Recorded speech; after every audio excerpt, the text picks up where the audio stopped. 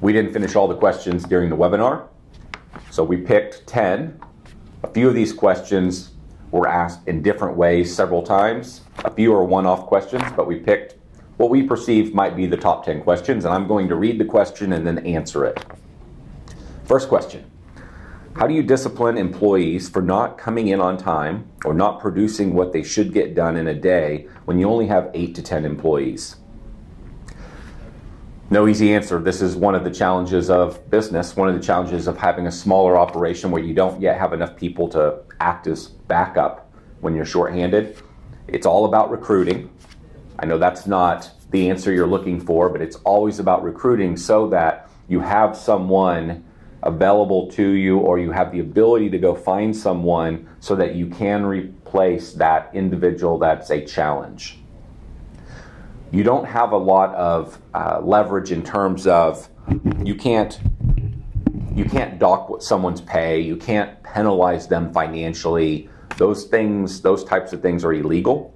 So the main tools you have would be, one, to write them up and document the situation, have a conversation with them, and go through some number of steps, whether it be 1 or 3 steps where you document the scenario, what's going on, and then you terminate them at the end of that period of time.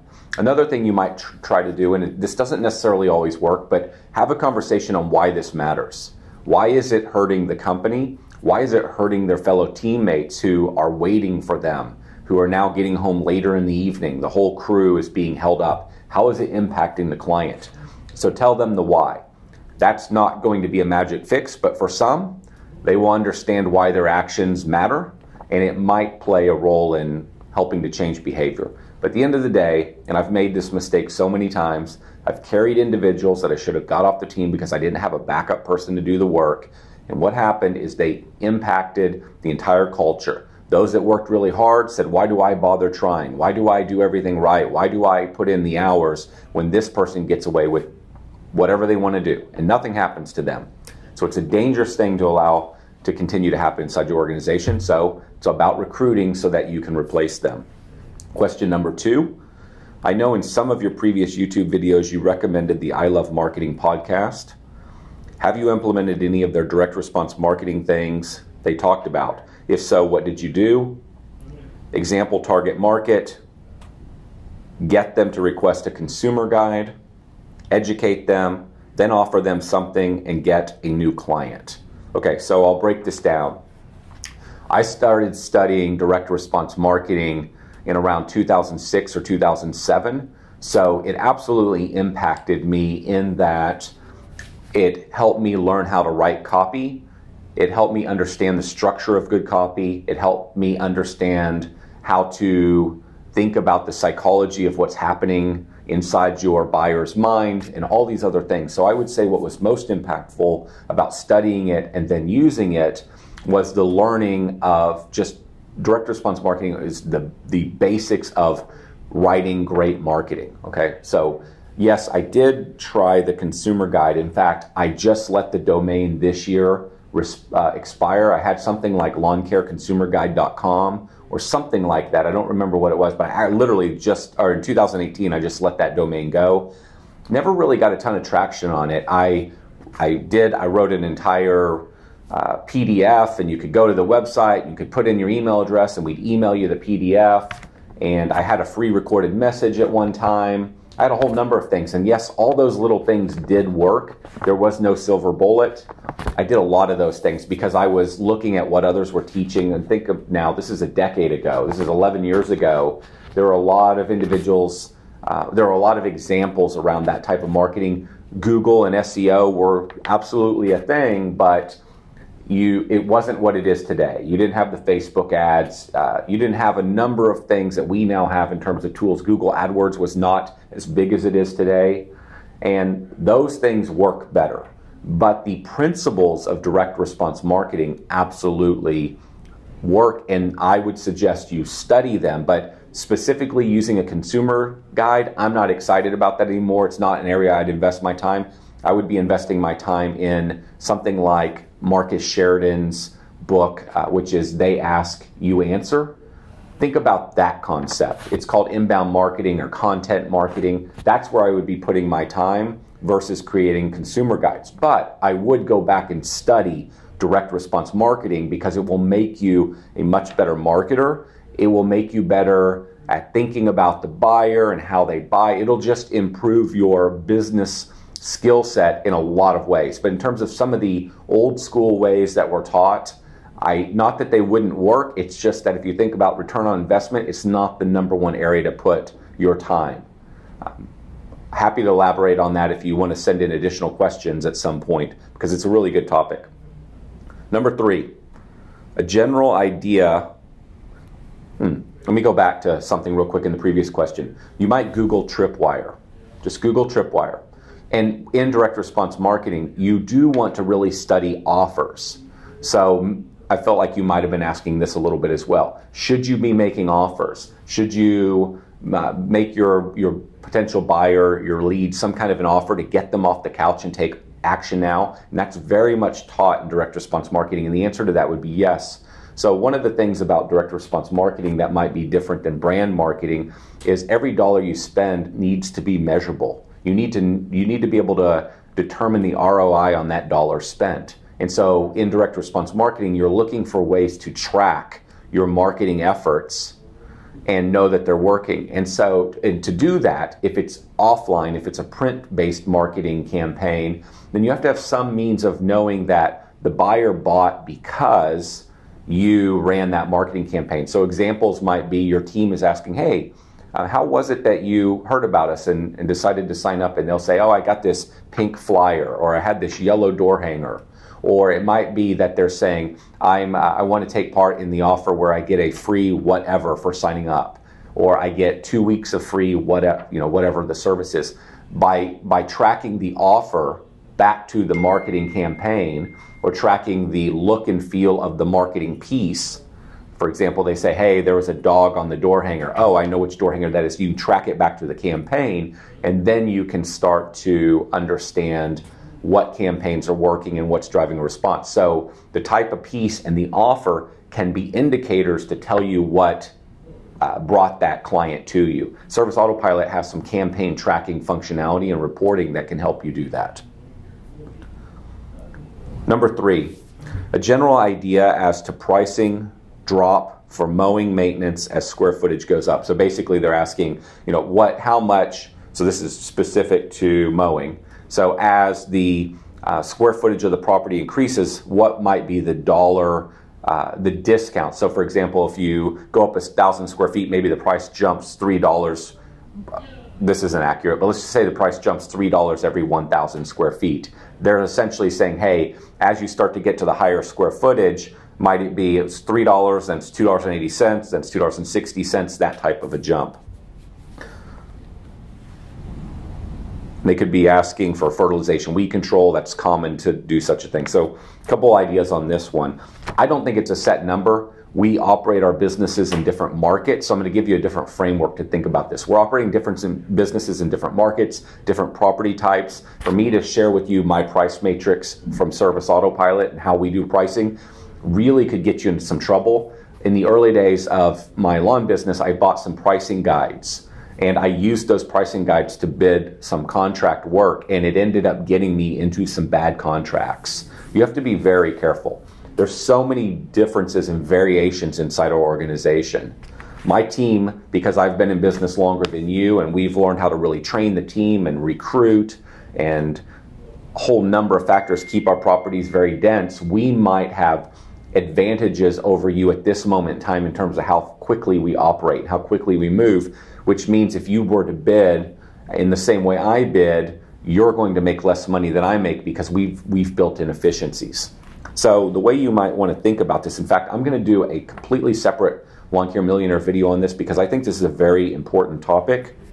So what you need to be doing is tracking your start and stop time for every single job, for every single service. So when the crew arrives or the tech arrives and they turn off the engine, clock in, whether that means they write it on a piece of paper a route sheet or a work order, or they click start in Service Autopilot on their mobile device.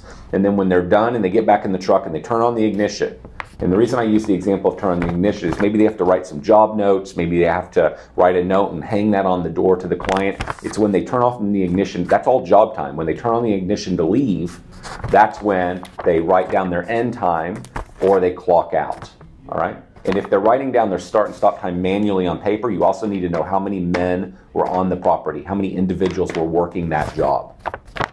Okay, so now you have the total time to perform the work.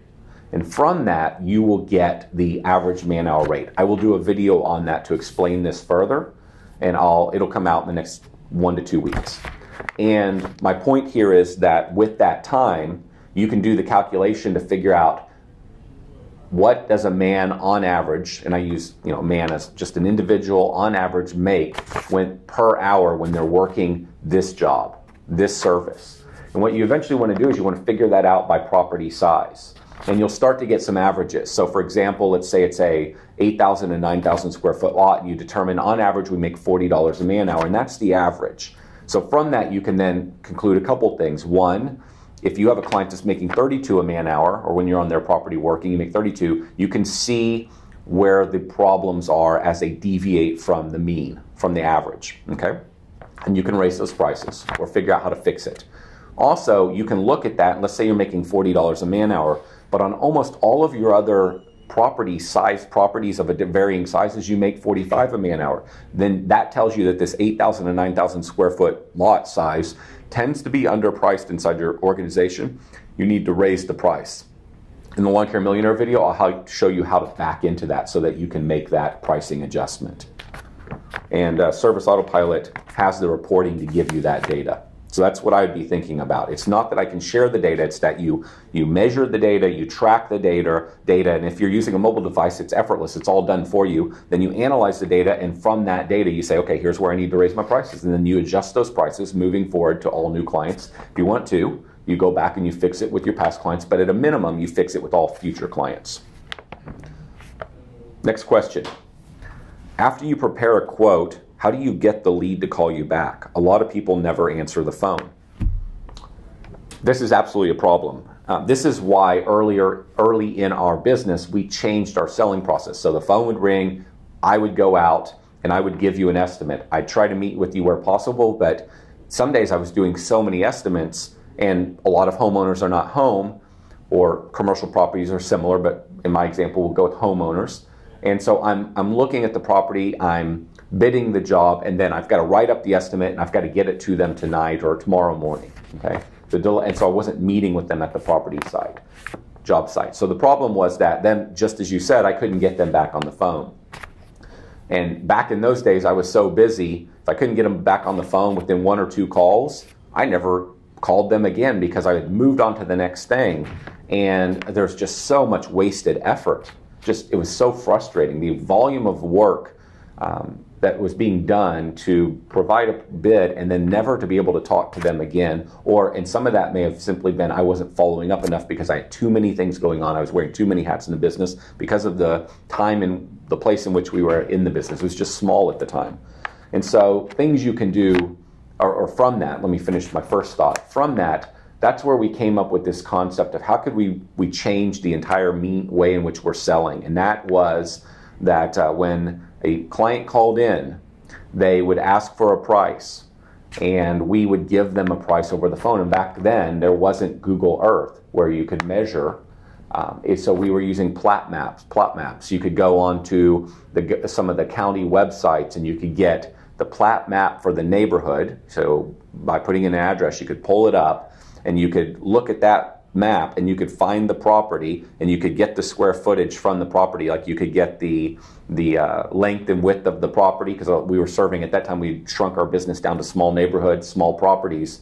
Get the length and width, you could calculate it, we could give the client a price over the phone. Then eventually Google Earth came, and then eventually Service Autopilot came, and all that got easy, but we were selling the client over the phone, and it solved that problem. Now, to your specific, and so you might think about something like that. How could you re-engineer the whole selling process to eliminate that problem? Other things you can do is pre-create a number of emails. that are pre-written, that are follow-up emails, like a 3-step email campaign that's following up, trying to get them back on the phone or get them to interact with you. If you pre-write these, you can create them as document templates and store them in Service Autopilot. Something called a 9-word email works. Hey, are you still interested in lawn mowing? Jonathan. It's that simple. It's like it looks very personal. As personal as you can make that email, that tends to help, versus something that looks like it was an email blast, that it wasn't personally written by you to them. If you can take all of that and you can put it into an automation. If you use Service Autopilot, so that automation can automatically email them, can automatically text them. It can, if they haven't responded within X, it can, if they haven't responded in X number of days, it can tell somebody on the team, call them again. If you can't get them on the phone in a day or two, just go ahead and send them that estimate. But when you send the estimate, make sure the estimate's written so that it's talking about the difference, why you're different than everyone else they'll consider. If you have a guarantee, have that in the estimate. Don't just have it be a line item or two talking about the quote, but sell them in the estimate as well. Follow up. The thing that I was very poor at is just follow up. Call them 3, 4, 5 times. Try to get them back on the phone. If they don't sell, keep them in your system as a lead and periodically market to them, whether it be email marketing or you sell something to them. Maybe you don't sell them now, maybe you'll get them in 6 months, maybe you'll get them next season. Next question. At which point did you realize it was time to start another business? How did you determine that it wasn't a distraction from your main business, or so to speak? There was no good time to start another business, frankly. I probably should have stayed focused on what I had longer. Having a bunch of businesses actually generally doesn't make sense. So in 2009, when we were thinking about Service Autopilot and starting to work on the rough framework of it, like conceptually, what would the company look like? What was the vision for the company? And my business partner, who now, or my business partner in Service Autopilot, John, he lived about an hour away from me or from here. And so I would drive out to his house and we'd talk about it and we'd talk on the phone. So I was starting to think about that business. So at that moment in time, while we were not yet working on this business, I actually started doing Lawn Care Millionaire videos that long ago, because they became the marketing for Service Autopilot. That long ago, I was kind of working on it. And so I had about 4 things going at that time. And right after we decided and committed to Service Autopilot, I got it down to just 2 things: Service Autopilot and my current lawn care business, and I got out of everything else. And all those other things were the things where I was making good money or making money. City Turf, I was still investing most of the money back into it. So I didn't, so basically it was a huge gamble financially for me. I gave up the stuff that was awesome and I focused on what I wanted to do. And so that's what I wanted to do is a little bit of the answer. I really wanted to be, I was in software, and I've been in, since I was 21, I've been in software. And so I was out of it for a period of time other than just doing consulting, but I just really wanted to be in it. So there's no good answer other than to say it's what I wanted to do. And so I just said, screw it, I'm going to do it. But in terms of it being the right decision, yeah, it's worked out wonderfully now. However, could it have gone bad? Yes. Was it most likely to go bad? Yes. And the reason I told you that I had 4 things going in 2009 is because getting it down to just the 2 things made such a difference. Like if you were to just look at, say, like from a wealth or standpoint for me personally, it's probably 10x of what, or 20x of what it was 10 years ago. And I left some really good things. And while I went through this downturn, where it wasn't, where things like I wasn't making much money, and was this all going to work out? Was this the right bet? It all worked down the other side. And the reason I gave you that story is I think going from 4 things to 2 things allowed me to focus, and the 2 things I have now are very strategic, they're very well thought out, and they're bigger. One of the things I was doing back then was big. It was over $10 million business, but these things strategically are way better and they're bigger. And so my point here is that focus is imperative. So it might be that by distracting yourself with the second thing, your first thing never gets to the size and the profitability it could have been if you just stay with it longer. So be careful about moving to the next thing. What I did wasn't necessarily the perfect example. It worked out. The other thing I had going for me is I had been building another service. I'd been part of building another service business previously that grew past $10 million. And So I had some experience in how to do that. I had learned some lessons, and I was able to apply those lessons to building my lawn care business. So I had some advantages. So I had set up a number of things and had a number of the right people on my team at that business before I moved on to my next thing. Had those things not been in place, it wouldn't have worked out like it did today. Keep that in mind. Is it necessary to pay more than all your competitors in order to attract and retain employees? No, but you do need to pay towards the top of the market.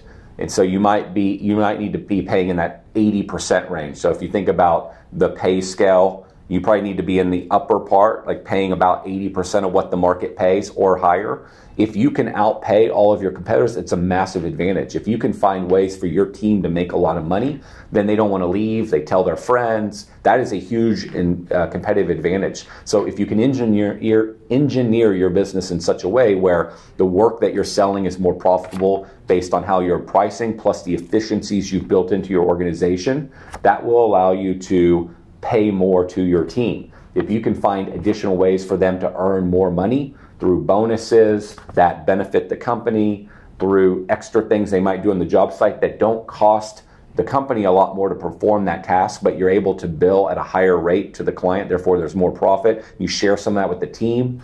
That allows them to make more money, makes it easier to go recruit. So it does matter, but you don't have to pay at the absolute top, but you need to pay towards the top of the market. When applying the ROI versus cost analysis to equipment, I am at a roadblock. Most yards in my area suit a 21-inch mower, but I have a few better paying clients whose yards are between 1/2 acre and 1 acre, and the 21-inch mower is an absolute pain on those. I would agree with that. At what point, if ever, do you decide to upgrade to bigger decks, considering they cost 10x? You've got to decide which direction you want to go with this business. Who are you for? You can continue to serve both, and if you're going to build out both businesses equally and you're going to sell enough work to perform the 1/2 acre to acre properties, then it's probably going to be justified if you can keep bringing in that work to go spend the $10,000 on the bigger deck, the bigger piece of equipment.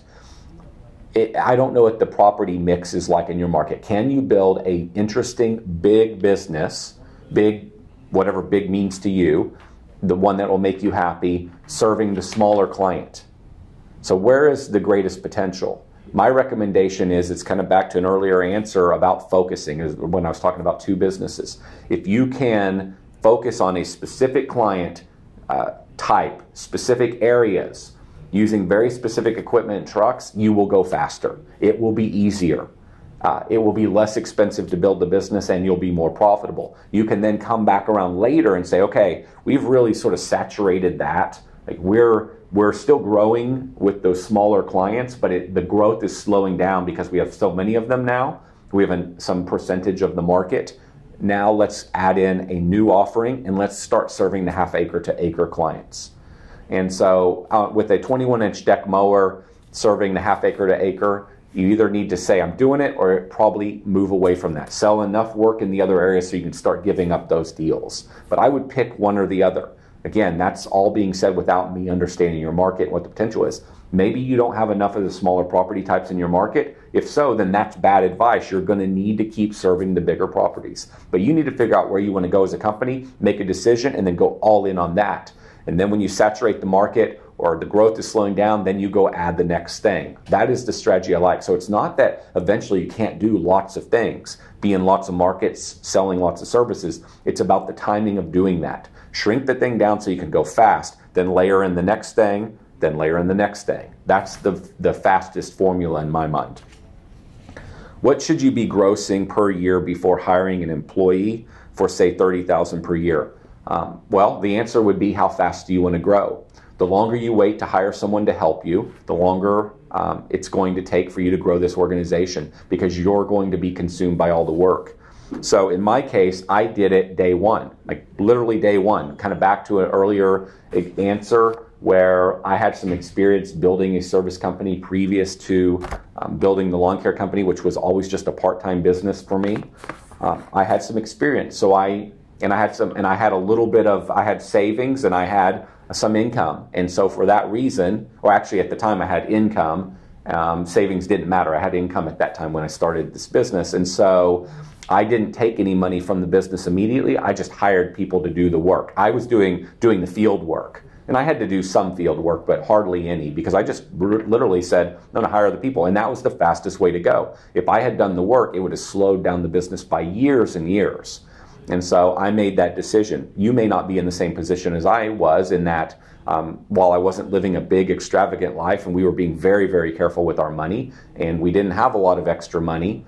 We had a little bit of savings, but it wasn't a lot at that time. I made the bet that this is the faster way to go. So that's one. How much money do you need to take out of the business personally to live? Because that'll dictate when you can make this decision. I'd make it as quick as you can. Now, if you, for example, could go hire this individual, but you don't have any ability to go sell new work, bring in new clients, well, then that's sort of a waste. This is predicated on the idea that you can get somebody to do the work while you're out there selling and estimating and bringing in marketing and bringing in a bunch of work to keep them busy, and then grow the business so you can get the next person and the next person. If you have plenty to go do in terms of growing the business, then it makes all the sense in the world to have this person. If you have no capacity to grow the business and you're just hiring a person $30,000 a year to do the work, and then nothing's going on in your world, you don't have much to do, okay, that's a bad use of your $30,000. Also, there's a misconception on how soon many can hire someone, because they're not getting paid fast enough. It is back to the concept of cash flow. It's why I'm such a proponent of credit cards, because you can get paid like that. Oftentimes, it's not about needing to grow the company to afford hiring a person. It's about having the money that is on loan to your clients, because you're waiting 30 and 60 days for them to pay you, to come back to your business faster so you can use that money to grow the business. You have all this money on loan. So that's why I believe in using credit cards. Yes, it costs a little bit of money, but it also is costing you a small fortune to grow slow and not capture the profit you could be capturing. So as a result, I would recommend, or for that reason, I would recommend figure out how you can get paid very fast. If you have your money coming in quickly, then you'll have oftentimes the money to go hire that person. That is usually the very first, that's usually the trick to finding the money to go hire some people. You don't even have to sell more work. You just got to get your money into your company faster. Next one, regarding marketing, as you mentioned with Service Autopilot, which I am using, would a similar sell work for landscaping? So what this individual is referring to is, on the webinar for 2 days, we offered the pay for 1 month of Service Autopilot and get 2 months free. So essentially 3 months of Service Autopilot for the price of one. And this individual is saying, such as sign on now and get 2 weeks mowing free. So one of the best, this is scary, but one of the very best marketing campaigns I ever ran, and it wasn't at a mass scale, it was a smaller scale, was 3 weeks of mowing for free. No cost, no risk, nothing. Just, I'll mow your lawn for 3 weeks and prove to you that we are different than everyone else. It worked extremely well. And we did that only inside some gated neighborhoods. So they were more expensive homes. I think they probably started at about 900,000 and went up to a couple million. We knew that most likely an individual in that neighborhood is not going to pause their current lawn service or cancel their lawn service just to get 3 weeks of free mowing. And we were serving smaller properties, and it was just for the mowing part. It wasn't for trimming the bushes free and all those other things. And it was a compelling offer, and it didn't bring in lots of clients, but what it did is it brought in a number of clients who spent a lot of money with us. It was very successful.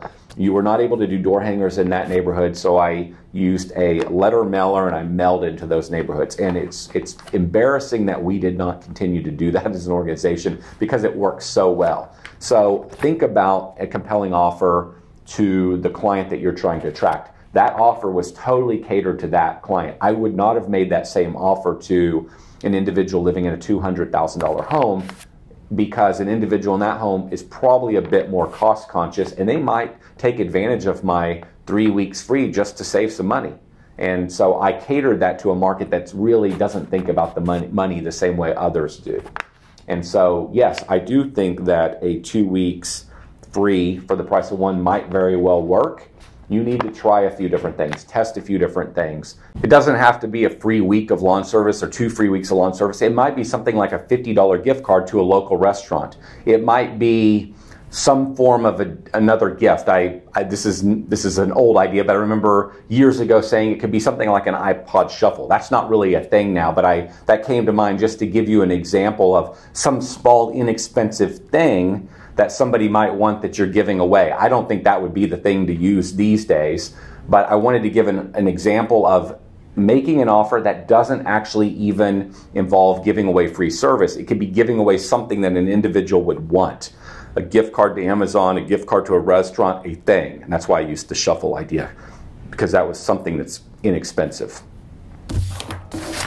Finally, what crew size do you see works best? 2 or 3 men? I'm guessing this is probably for mowing, trimming bushes, things of that sort. 2. 2 is better than 3. But as the organization grows in size and you're growing quickly, you have to add lots of assets, trucks and equipment. As your areas become more dense, as if you have your team do some marketing, meaning the first person on the crew to finish puts out some door hangers or something on the doors in the neighborhood, on the street that they're serving, you can start to justify a 3-man crew. But generally 2 men is the better way to go. Thanks for the questions. I hope you found value. Think to yourself, what action could you take based on what you just heard? What action could you take based on participating in the webinar? When you were on that webinar, what did you hear? What is that one thing you could go implement? I'd recommend, if you're not using Service Autopilot, you implement Service Autopilot. It's a game changer. It'll give you a phenomenal return on investment. All that stuff you're not getting done manually, all the stuff your team isn't getting done, how can you make the technology do that for you? Pay for 1 month, get 3 months free. Best deal we've ever made. Gives you plenty of time to get up and running. If you're a small business, you're not sure if it's for you, we will help you use Service Autopilot. You don't have a lot of people. The thing you need is to get all the work done. The technology can do it so that you don't have to go get that next person quite as quickly as you feel like you need them right now. So you don't have a lot of support in the office. You don't have a lot of marketing support. You can't do all that stuff. Let the technology help you. You're bigger, same exact thing. It will help you grow faster. Use it to continue marketing through the down months of the year. Start following up with all your clients, all your prospects right now. Have the system remind people when they need to get things done. It'll handle all your routing, all your scheduling. If you have weather and you can't get something done, it's a couple clicks and it moves all your work. Start charging credit cards so that you get paid faster and you fix your cash flow issues and you can go hire people. I could rattle off 200 things that you could impact your business with if you implemented Service Autopilot. 1 month, pay for only 1 month, get 3 free. We'll do everything we can do to help you get up and running so that you can have a fantastic 2019. Thanks a lot.